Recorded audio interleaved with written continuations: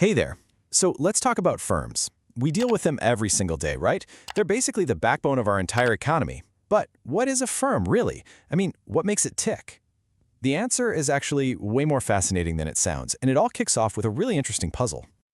All right, so get this. Think about Apple. One of the biggest, most valuable companies on the planet. They sell hundreds of millions of iPhones every year. So why don't they actually make them? Seriously, a company over in Taiwan, Foxconn, does all the assembly. And companies like Intel, they make the chips inside. So what's the deal? Why wouldn't a company want to build its own signature product? Just hang on to that question. We're going to get to the bottom of it. You see, the answer to that whole iPhone mystery, and really to understanding how our economy works, is all about understanding the firm, and more importantly, its one true purpose. And spoiler alert, it's probably not what you've seen in their slick commercials or read in their corporate mission statements. It's something way, way more basic. Okay, so let's get a working definition down, just so we're all on the same page.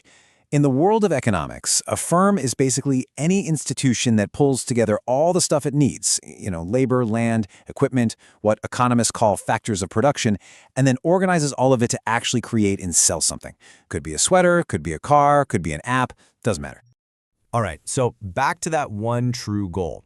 You'll hear companies talk a big game about quality or social responsibility or growth. And look, those things can be important, but they're usually just a means to an end.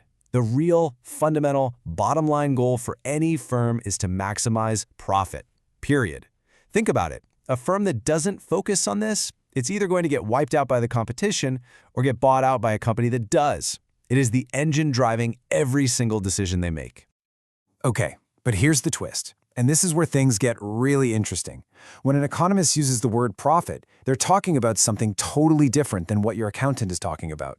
And understanding this difference, well, it's absolutely crucial for figuring out why companies do what they do. So check this out. An accountant, right? They look at explicit costs. That's the easy stuff. The money you literally paid out for things like materials, employee wages, the rent on your building.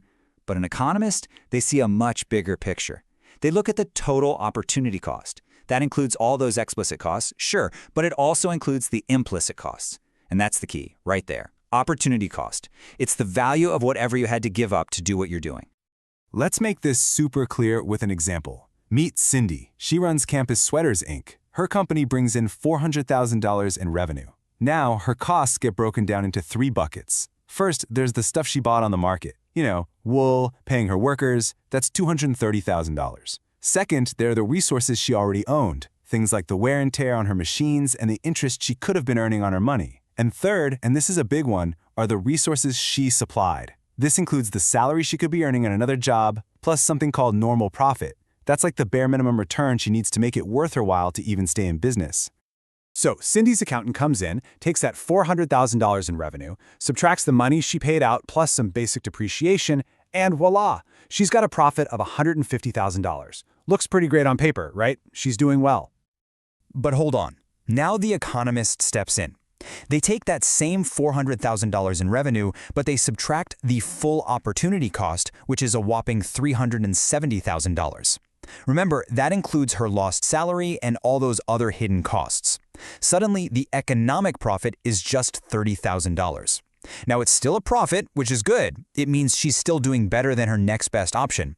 But this is the number that gives us the real story of how successful her business actually is. So, we've established the goal, maximize economic profit. The next logical question is, how do they actually do that? Well, it really comes down to tackling two major challenges: being super efficient in how they make things and figuring out how to manage all the people involved. Let's talk efficiency first, because there are actually two types. On one hand, you have technological efficiency. That's all about using the fewest possible inputs, the least amount of labor, the smallest number of machines to get the job done.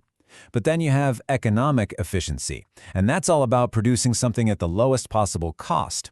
And as you're about to see, the most high-tech way isn't always the cheapest way. Okay, let's say you're a company that makes 10 TVs a day. You've got 4 different ways you could do it. You could go full-on high-tech with a robot that uses a ton of capital but very few people. Or you could go old school with a hand tool method that uses tons of people but very little capital. Now take a look at the bench method. See how it uses the same amount of capital as the production line, but a lot more labor? That means it's technologically inefficient. It's just worse. So we could toss that one right out.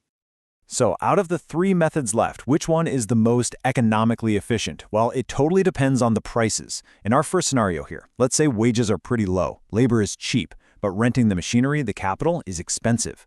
You run the numbers, and what do you find?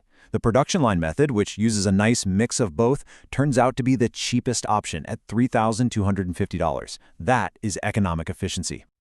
And this is where it gets so cool. Let's completely flip the script. Now let's imagine labor gets really expensive, but for some reason, capital is dirt cheap. You do the math again and boom, all of a sudden, the robot production method is the cheapest, the most economically efficient choice. The smartest firms, the ones that maximize profit, are the ones that adapt their technology based on the costs of their resources. Economic efficiency isn't a fixed thing. It changes all the time. Okay, so that's the production side. But what about the other big challenge? The people. This leads us to something economists call the principal-agent problem, and it's something every business on Earth deals with. The principal, that's the owner, wants to maximize profit. But the agent, that's the employee, well, they might have other goals, like maybe just having an easier day at work. So the big question is, how do you get the employee to act in the best interest of the owner? Well, firms have basically come up with three main ways to solve this. First, you can offer ownership. Make your employees part owners with stock options, so when the company wins, they win. Second, you can use incentive pay. Think sales commissions or performance bonuses. Your pay is directly tied to how well you do your job. And third, you can use long-term contracts, which helps align everyone's goals for the long-run success of the company. Now, a firm doesn't make any of these decisions in a bubble, right? The choices it makes about production and its people are hugely influenced by the world around it, specifically by its competitive environment. You can think of it like the league a sports team plays in. The rules of the game totally shape your strategy. Economists basically break this down into four main types of markets. At one extreme, you've got perfect competition. Imagine thousands of different farmers all selling the exact same kind of wheat. Then at the complete opposite end, you have a monopoly, just one single company, like your local water utility, with zero competition. And then you've got the stuff in the middle, monopolistic competition, which is a bunch of firms selling similar but slightly different things, like all the pizza places in a city. And oligopoly, where just a handful of huge firms dominate an industry, like the companies that build airplanes.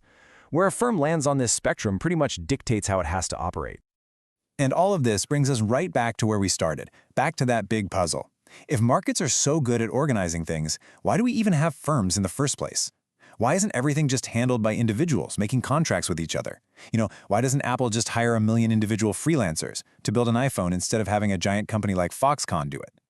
And the answer, really, is that firms exist because a lot of the time, they are simply more efficient than markets. They dramatically lower what we call transactions costs. It's just so much easier to manage employees than to negotiate 1 million separate contracts. They create economies of scale, where making more of something makes each one cheaper to produce. They have economies of scope, where they can use their expertise to make a whole range of products. And they allow for economies of team production, where a team of specialists working together can achieve way more than they ever could alone.